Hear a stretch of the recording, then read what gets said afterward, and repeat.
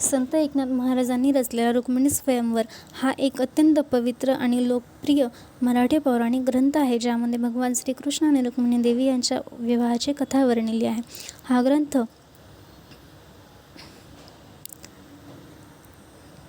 विवाहातील अडथळे दूर करण्यासाठी आणि चांगला जोडीदार मिळवण्यासाठी तसेच वैवाहिक सुख मिळवण्यासाठी वाचला जातो.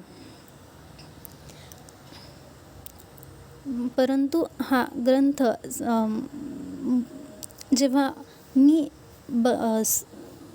प्रत्यक्षरित्या वाचायला घेतला तेव्हा तो संस्कृतमध्ये होता आणि संस्कृतमध्ये ते काहीही समजले नाही, संस्कृत अवगत नसल्यामुळे. तर मला मराठी भाषेत ती माहिती मिळावी याची जाणीव झाली.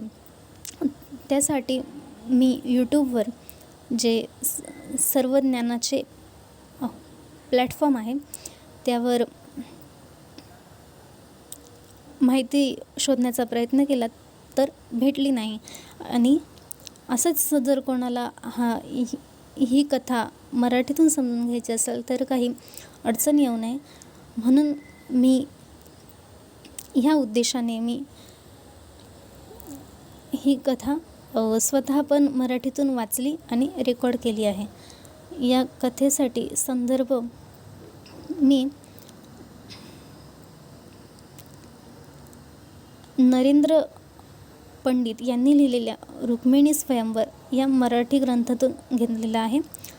हाच ग्रंथ मी इथे वाचून दाखवलेला आहे.